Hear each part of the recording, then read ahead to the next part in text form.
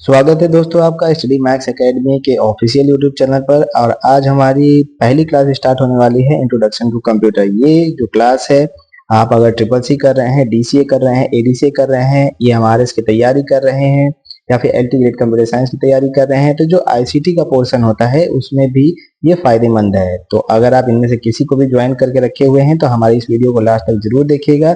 Video अगर पसंद आए तो वीडियो को लाइक करिएगा, चैनल को सब्सक्राइब करिएगा, जिससे कि हमारी मुलाकात बार बार होती रहे। तो चलिए स्टार्ट करते हैं इस वीडियो को।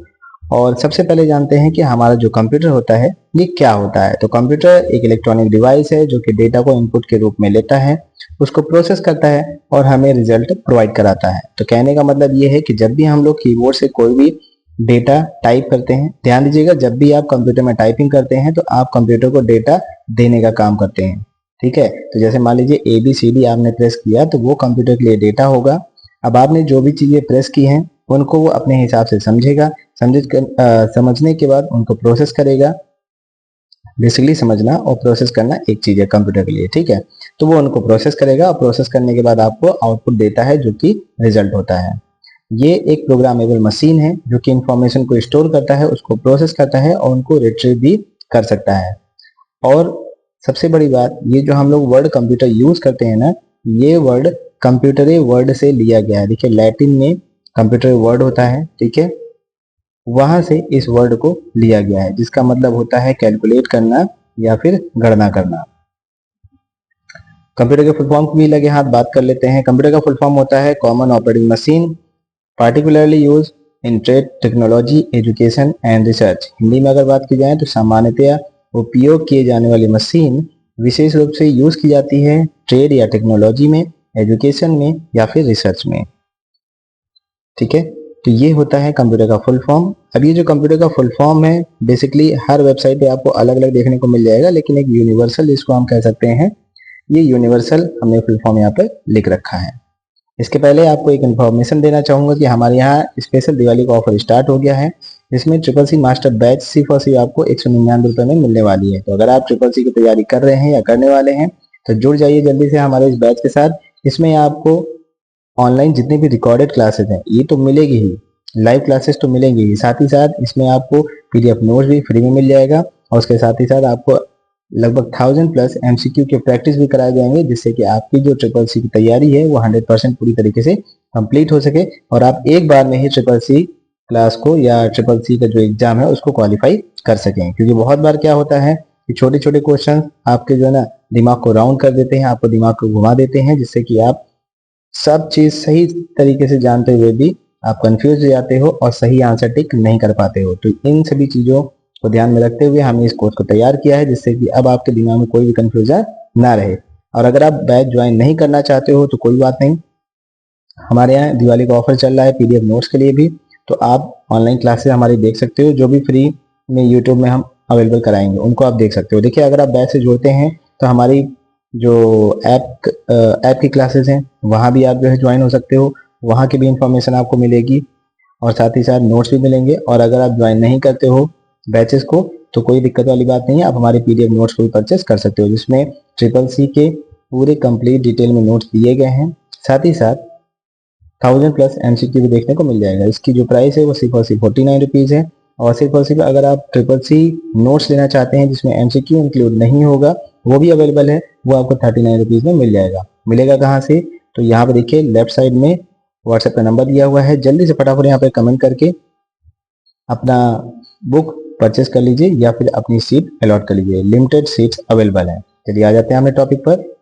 फादर ऑफ कंप्यूटर के बारे में बात कर लेते हैं। चार्ल्स बेबेज को फादर ऑफ कंप्यूटर बोला जाता है। इन्होंने कंप्यूटर नहीं बनाया था, याद रखिएगा, इन्होंने एनालिटिकल इंजन बनाया था और डिफरेंस इंजन बनाया था।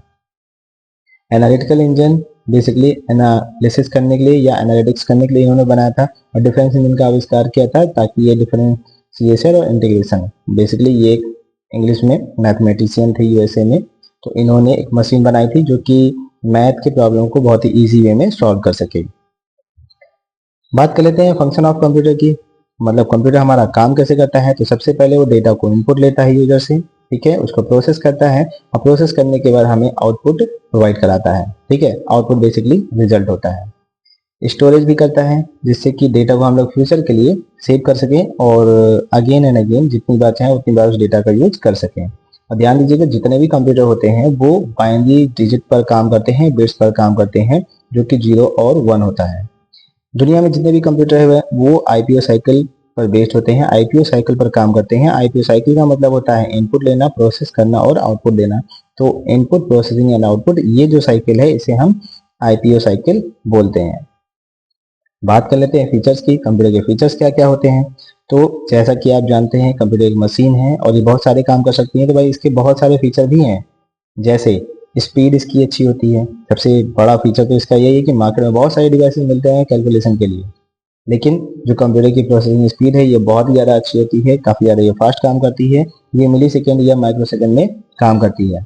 कंप्यूटर की जो रिजल्ट देने की एक्यूरेसी है वो 100% है। मतलब अगर आप गलत इनपुट दे रहे हो तो आपको गलत आउटपुट मिलेगा, और अगर आप सही इनपुट दे रहे हो तो आपको 110% गारंटी के साथ सही रिजल्ट प्रोवाइड करेगा, क्योंकि कंप्यूटर अपनी तरफ से कोई भी गलती नहीं करता है। अगर गलती होती है तो ह्यूमन से होती है, क्योंकि वो गलत इनपुट देने का काम करते हैं। कंप्यूटर हमारा स्टोरेज भी करता है, डेटा को स्टोर करके रख सकता है। काफ़ी लंबे समय तक डेटा को स्टोर करके हम लोग रख सकते हैं और जब चाहें जैसे चाहें उनका यूज कर सकते हैं। कंप्यूटर हमारा काफ़ी ज़्यादा वर्सेटाइल भी होता है, मतलब एक ही टाइम में ये मल्टीपल काम कर सकता है। जैसे कि आप गाना सुन सकते हो, मूवी देख सकते हो, व्हाट्सएप के साथ साथ फेसबुक चला सकते हो, इंस्टाग्राम भी चला सकते हो। और अगर आप इंस्टाग्राम चला रहे हो तो बैकग्राउंड में कोई व्हाट्सएप में मैसेज दे देता है तो ये भी नोटिफिकेशन आपके पास आ जाता है, या कोई कॉल कर देता है तो कॉल भी आप पिक कर लेते हो। ये सारे का सारा काम जो है ना पॉसिबल है कंप्यूटर के अंदर भी। ऑटोमेशन, कंप्यूटर हमारा जो है एक बार जो इंस्ट्रक्शन ले लेता है उसके बाद वो खुद से काम करता रहता है, बार बार वो आपको डिस्टर्ब या परेशान नहीं करेगा। जैसे कि एग्जांपल समझ लीजिए कि यूट्यूब पर हमने कोई प्लेलिस्ट को सेलेक्ट कर लिया, तो जब तक वो प्लेलिस्ट के सारे गाने खत्म नहीं हो जाएंगे तब तक हमारा जो कंप्यूटर है वो उस प्लेलिस्ट को प्ले करता रहेगा। डिलीजेंस भी होता है, मतलब ये थकता नहीं है, गलती नहीं करता।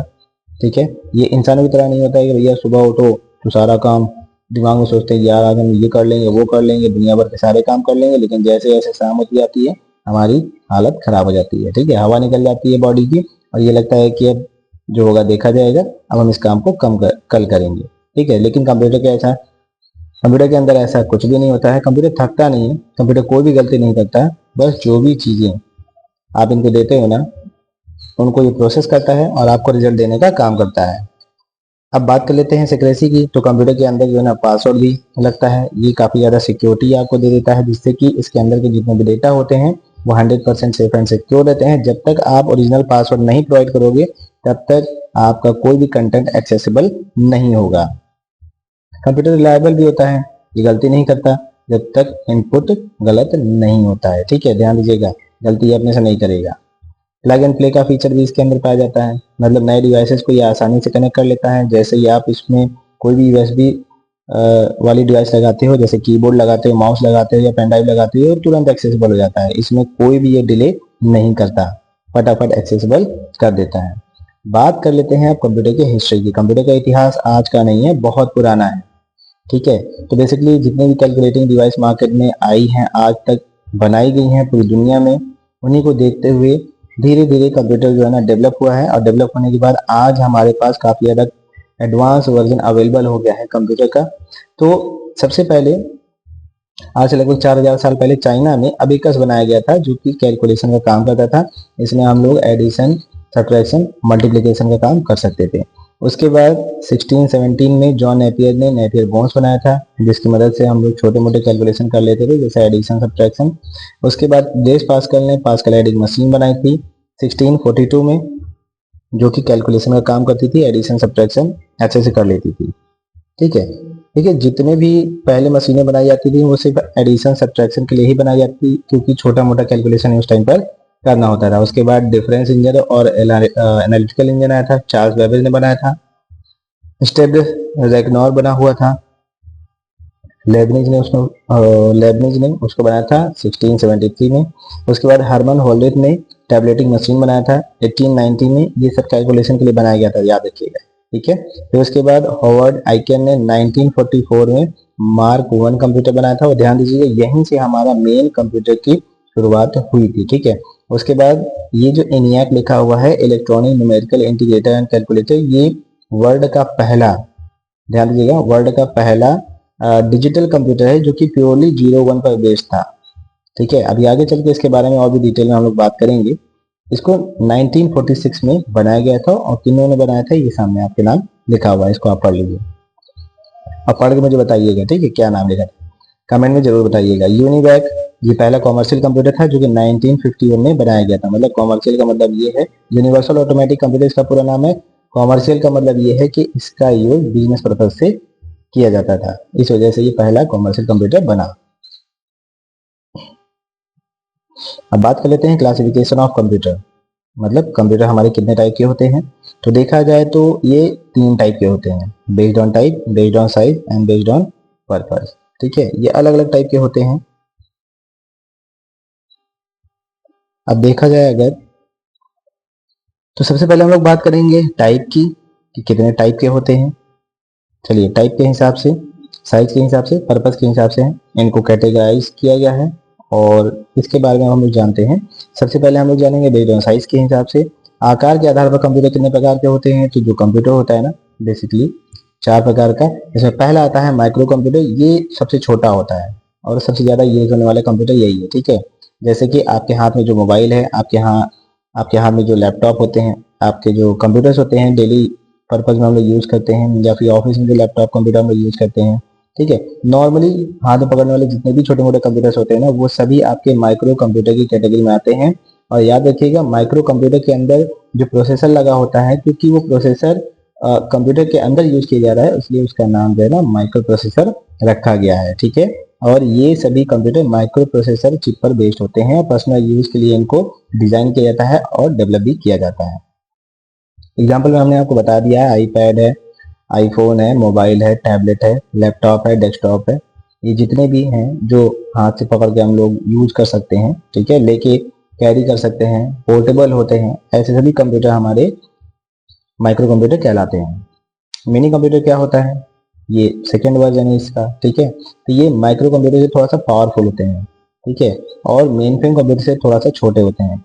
ध्यान दीजिएगा, एक ही टाइम पर मल्टीपल यूजर के लिए ये काम कर सकते हैं। कहने का मतलब ये है कि ये ऐसे कंप्यूटर होते हैं जिनका यूज एक ही टाइम पर कई सारे यूजर कर सकते हैं, और जितने भी स्मॉल ऑर्गेनाइजेशन होते हैं उनमें सर्वर के तौर पर इनका यूज किया जाता है। तो आप कह सकते हो कि बैकबोन ऑफ अ नेटवर्क, या नेटवर्किंग जो की जाती है, या आप ऐसा कोई ऑफिस बना के रखे हो जिसमें आपके एम्प्लॉयज की सारी डिटेल, जैसे आपके ऑफिस में 15-20 एम्प्लॉय हैं, 100 एम्प्लॉय काम कर रहे हैं और अपने कंप्यूटर में कौन सा डेटा वो स्टोर कर रहे हैं, ठीक है, उस पर अगर आप निगरानी बना करके रखना चाहते हो तो उसके लिए आपको ये माइक्रो कंप्यूटर लगाना पड़ेगा। एग्जाम्पल पर यहाँ पर दिया हुआ है, IBM 17 है, DEC PDP 11 है, HP 9000 है, ये सभी हमारे एग्जाम्पल है मिनी कंप्यूटर के। अब इसका यूज कहाँ कहाँ किया जाता है, तो भाई इंजीनियरिंग कैलकुलेशन में इनका यूज किया जाता है, बिजनेस डेटा हैंडलिंग में किया जाता है, और स्मॉल कंपनी के जो सर्वर्स होते हैं उनमें भी इनका यूज किया जाता है। आई रिपीट, उसको थोड़ा सा याद रखिएगा कि जो बैकबोन ऑफ अ नेटवर्क होता है ना, वो मिनी कंप्यूटर होता है। नेक्स्ट बात करते हैं मेन फ्रेम कंप्यूटर की। ये कंप्यूटर जानने से पहले आप ये समझ लीजिए कि जो भी आप इंस्टाग्राम, फेसबुक, व्हाट्सएप चलाते हो, इनका जो भी डेटा आप यूज करते हो, जैसे कोई वीडियो चल रहा है, कोई ऑडियो चल रहा है, या कोई आप फोटो या फाइल अपलोड कर रहे हो, अपनी कोई नई प्रोफाइल बना रहे हो, तो ये सभी डेटा जहाँ पे कहीं भी जा करके स्टोर होते हैं वो आपका मेन फ्रेम कंप्यूटर होता है। तो इसके अंदर लार्ज मेमोरी होती है, इनकी परफॉर्मेंस बहुत ही ज़्यादा अच्छी होती है। ठीक है, और हाई परफॉर्मेंस वाले ये कंप्यूटर होते हैं, और थाउजेंड्स ऑफ यूजर्स को ये एक बार में डील कर सकते हैं। याद रखिएगा, बेसिकली अब देखा जाए तो लाखों करोड़ों की यहाँ पे बात हो रही है। ठीक है, ये लार्ज कंपनीज में यूज किए जाते हैं, बैंक्स में यूज किए जाते हैं, रेलवे में यूज किए जाते हैं, और इनका एग्जांपल दिया हुआ है, जैसे कि IBM 370 हो गया, यूनिवैक 1110 हो गया, IBM S390 हो गया। ठीक है, याद रखिएगा, जहां कहीं भी बड़े पैमाने पर कंप्यूटर का यूज किया जा रहा है वहां पर हम लोग मेन फ्रेम कंप्यूटर का यूज करते हैं। अब वो एरिया कोई भी हो सकता है।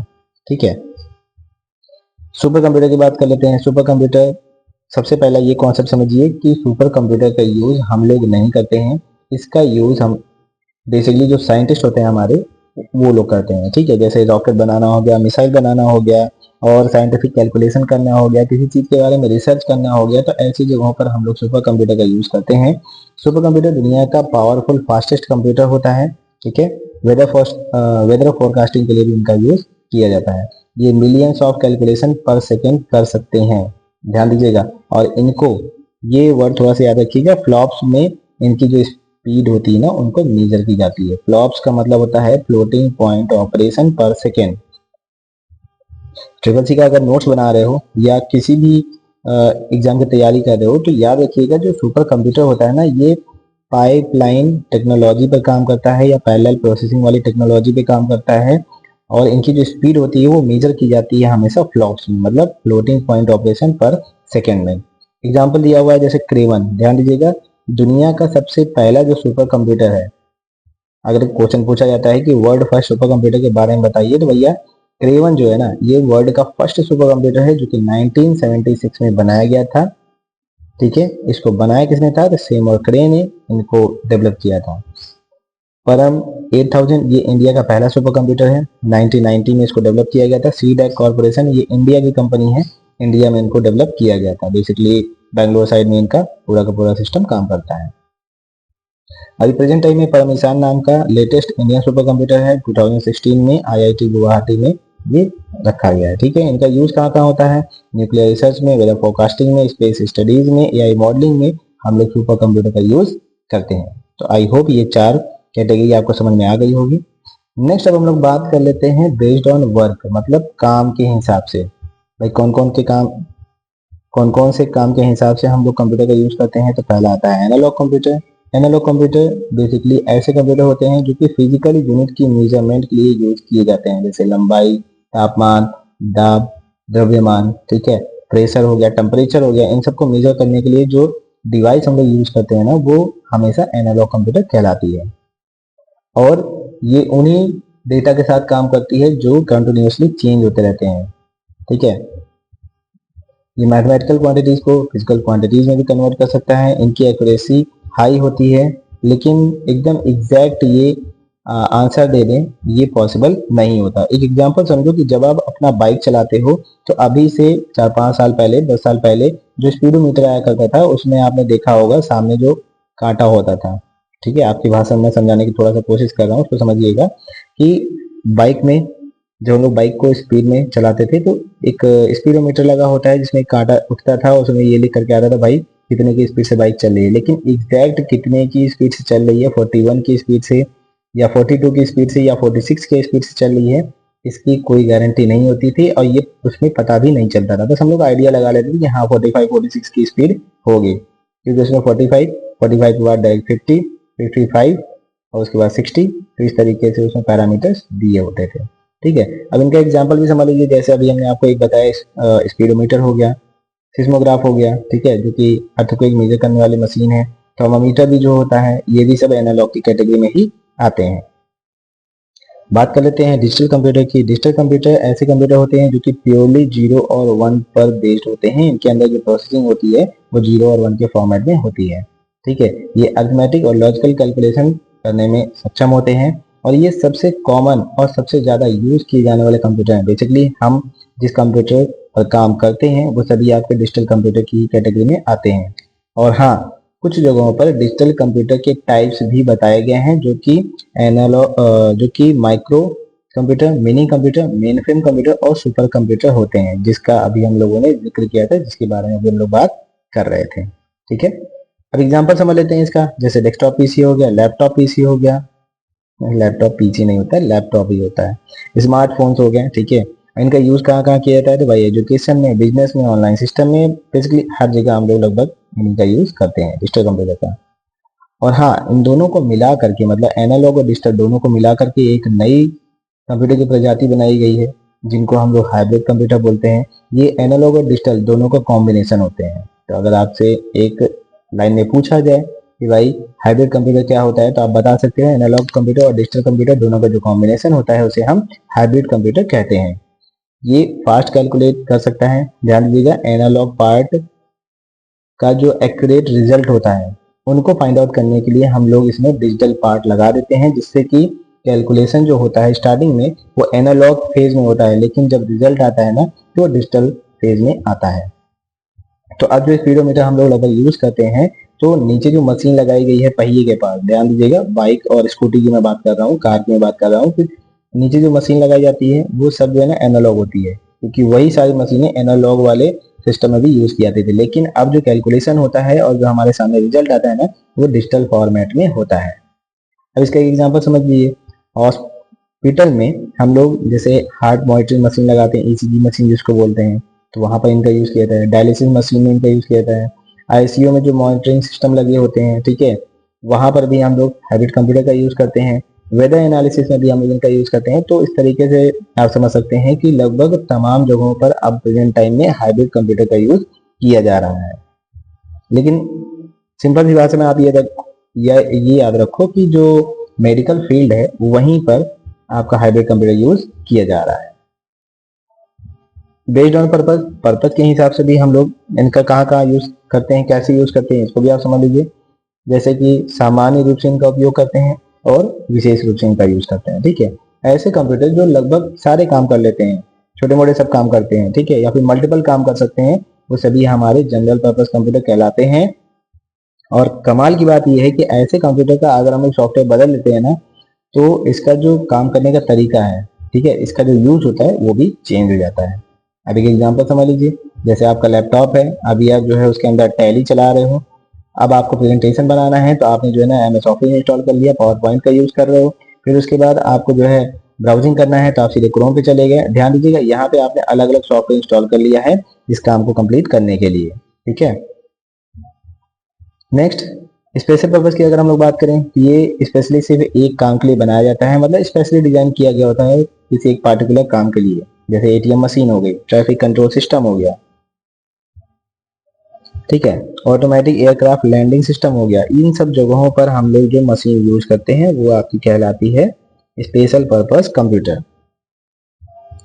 अब बात करते हैं कंप्यूटर काम कहाँ कहाँ करते हैं, मतलब कंप्यूटर का यूज किस किस फील्ड में किया जाता है। तो भाई ये तो आपको पता ही है, बैंकिंग फील्ड में होता है, एजुकेशन के फील्ड में होता है, एंटरटेनमेंट में होता है, ऑफिस में होता है, एडवर्टाइजमेंट में होता है, बिजनेस में होता है। लगभग आज के टाइम पर हर जगह, हर छोटी मोटी जगह पर भी हम लोग कंप्यूटर का यूज करते हैं। तो ये है आपका कंप्यूटर। और आर्टिफिशियल इंटेलिजेंस क्या होता है? तो भाई एआई जो मशीन्स होती हैं वो हमारी ह्यूमन की तरह एक्ट करती हैं। जैसे कि आजकल बहुत सारे एआई बॉट्स आ गए हैं, मार्केट में अवेलेबल हैं, या फिर एआई वाली वेबसाइट आ गई हैं, एआई वाले ऐप आ गए हैं जो कि पूरा का पूरा ह्यूमन की तरह जो है आपको रिस्पॉन्स करते हैं, ह्यूमन की तरह आपको जवाब देते हैं और ह्यूमन की तरह ही वो काम करते हैं, ठीक है। और एप्लीकेशन इंक्लूड स्पीच रिकॉग्निशन। ध्यान दीजिएगा, जब आप बोलते हो तो आपकी बात को समझने वाला, आपकी बात को सुनने वाले जो मशीन या सिस्टम लगे होते हैं वो भी एआई पर बेस्ड होते हैं। और हमारी प्रॉब्लम को सॉल्व करने के लिए भी इन एआई का यूज आजकल किया जाता है, ठीक है। तो यहाँ तक की कहानी आपको आई होप समझ में आ गई होगी। इस वीडियो में अगर आपको कोई टॉपिक समझ में ना आया हो तो हमें कमेंट में एक बार जरूर बताइएगा। और अगर आप ट्रिपल सी की तैयारी कर रहे हो या करने वाले हो या कौन से एग्जाम की तैयारी कर रहे हो, ये भी आप कमेंट में आप हमें जरूर बताइएगा। और हाँ, एक बार लास्ट में फिर से बता देता हूँ, अगर आपको वीडियो अच्छी लगी हो तो लाइक कर दीजिएगा, चैनल को सब्सक्राइब कर लीजिएगा ताकि हमारी मुलाकात बार बार होती रहे। मिलते हैं हम लोग नेक्स्ट वीडियो में।